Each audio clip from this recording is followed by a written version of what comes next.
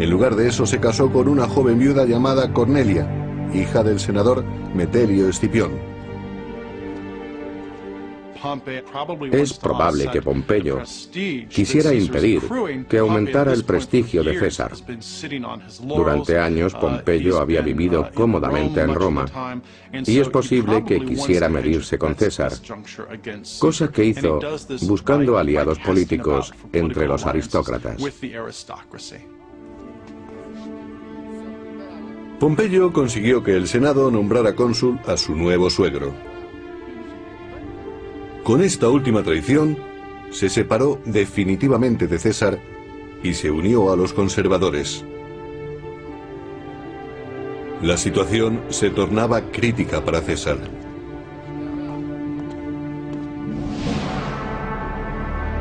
Debía salvar las Galias o perder su prestigio para siempre.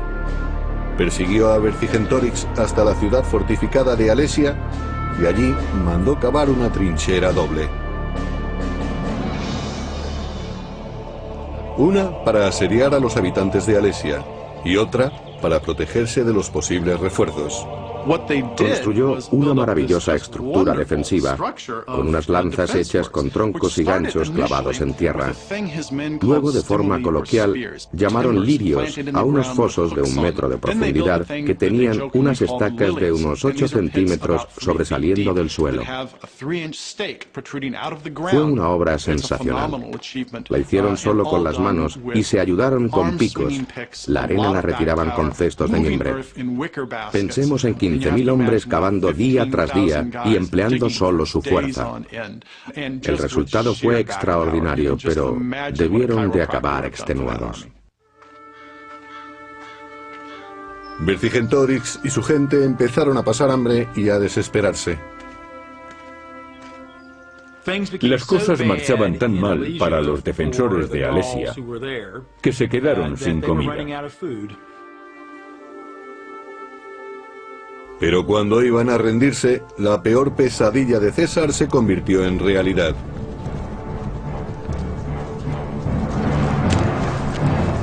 Toda la Galia se sublevó en ayuda de Alesia. 200.000 bárbaros de refuerzo marcharon contra los romanos.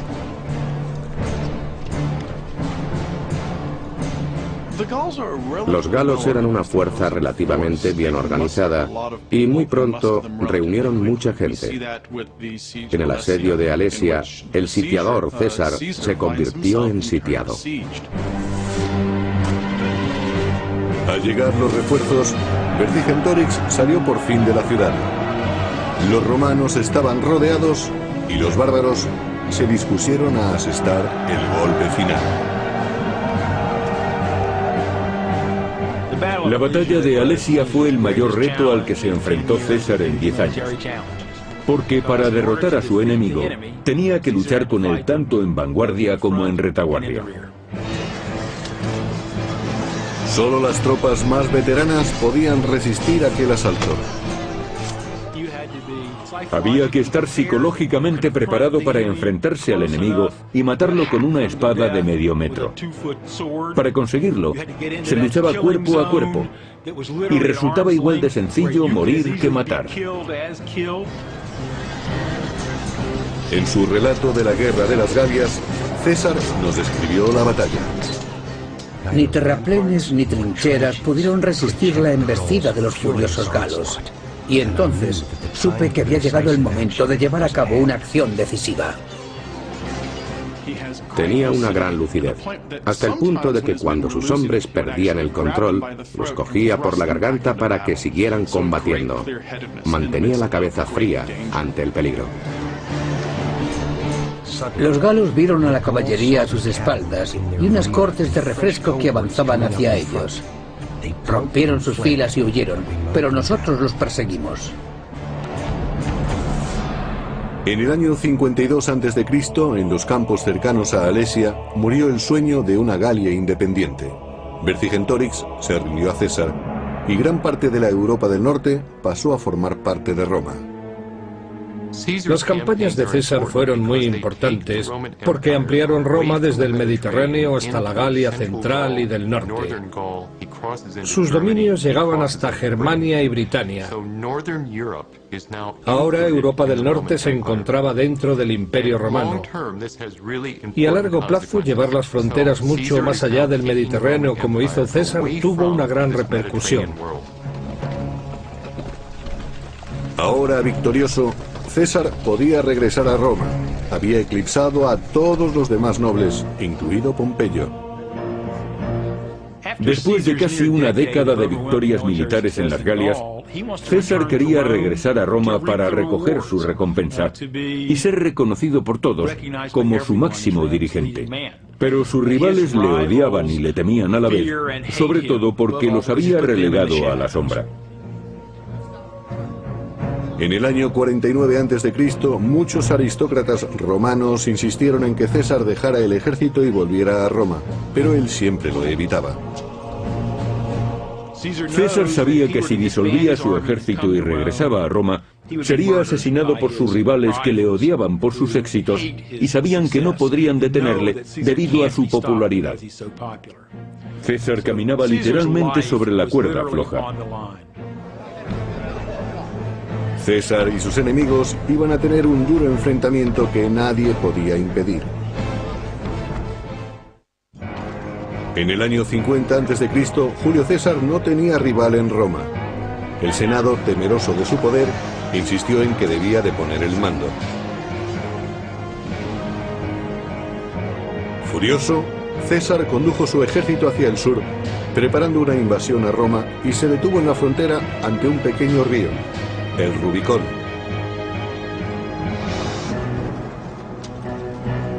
Para César, dejar a sus hombres a la orilla del río y marchar solo a Roma era sinónimo de una rendición total ante sus enemigos. La vida de César pendía de un hilo. Tenía que cruzar el Rubicón, un riachuelo, la frontera entre las provincias y la propia Roma. Cuando lo hizo, sabía que podía desencadenar una guerra civil, pero tuvo que elegir entre eso o caer en desgracia.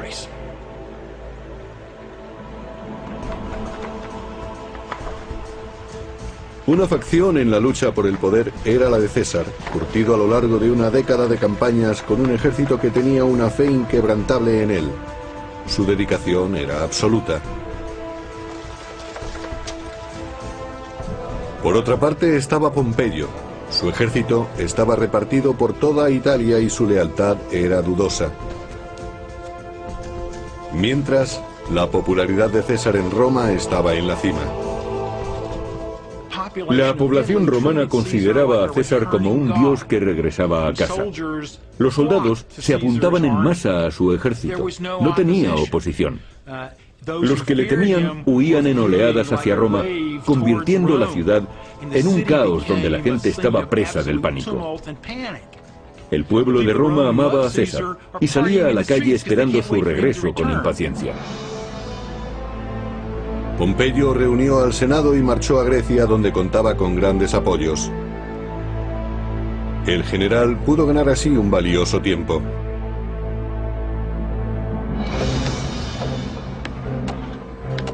Pasaron meses antes de que César pudiera construir o apropiarse de los barcos y suministros suficientes para ir tras él.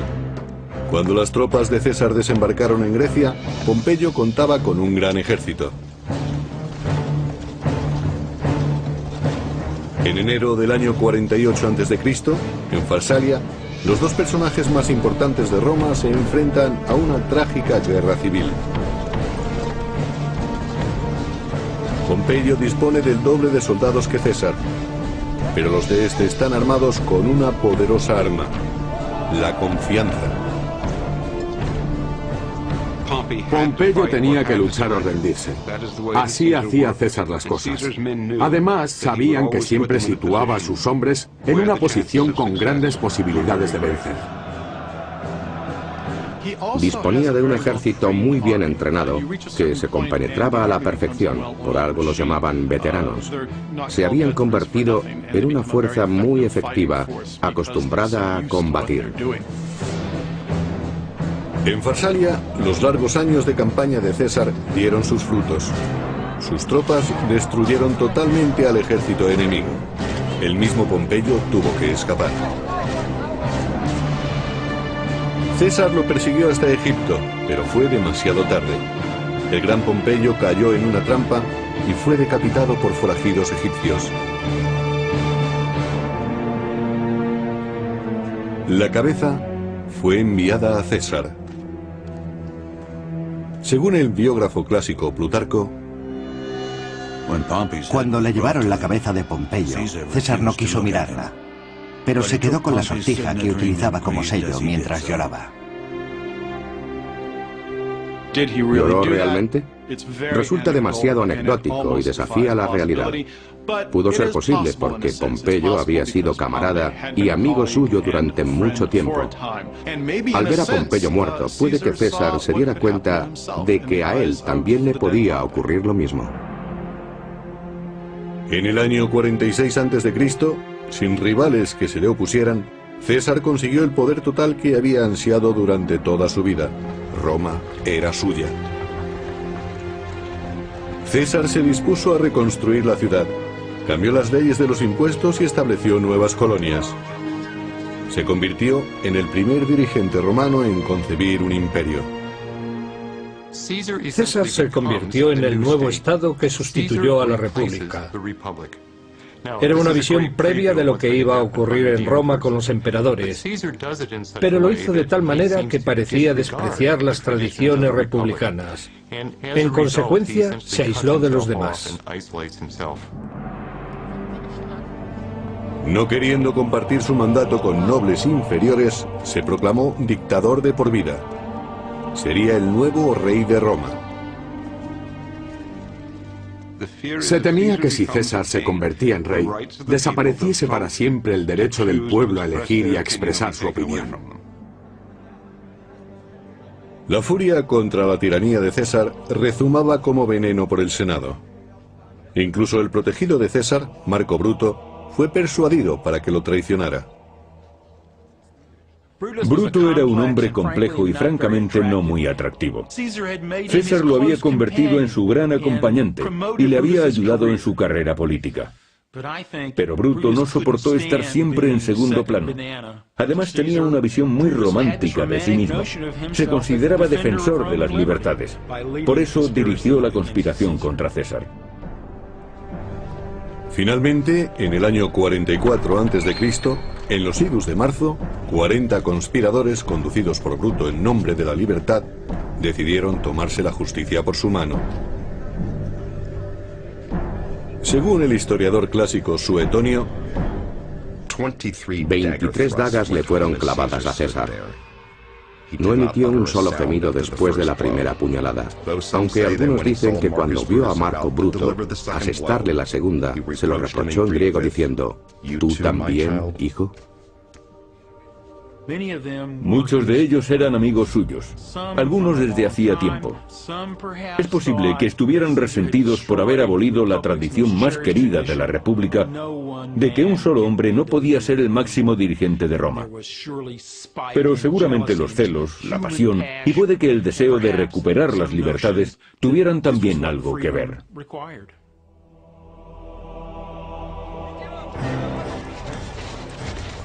La muerte de César no trajo de vuelta a la República, como esperaban los conspiradores, sino que la anarquía, la violencia y el imperio acabaron imponiéndose.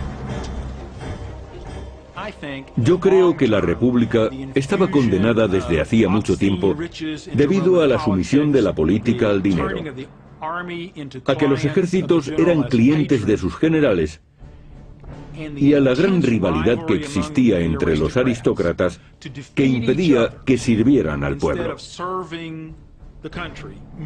No hacía falta la intervención del genio y la figura de Julio César. Fue un pariente suyo, Augusto, el que encontró la forma de dar vida al Imperio Romano.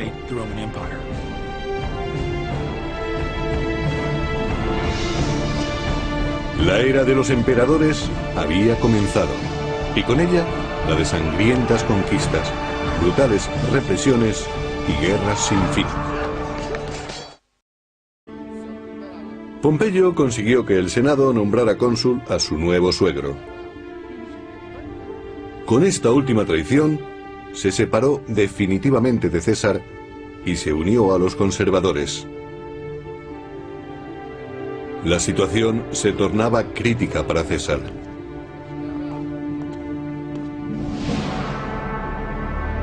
Debía salvar las Galias o perder su prestigio para siempre.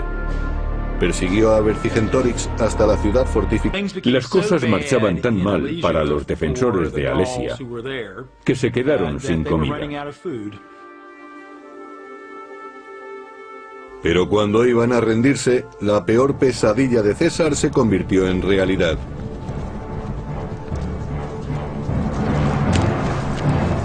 Toda la Galia se sublevó en ayuda de Alesia. 200.000 bárbaros de refuerzo marcharon contra los romanos.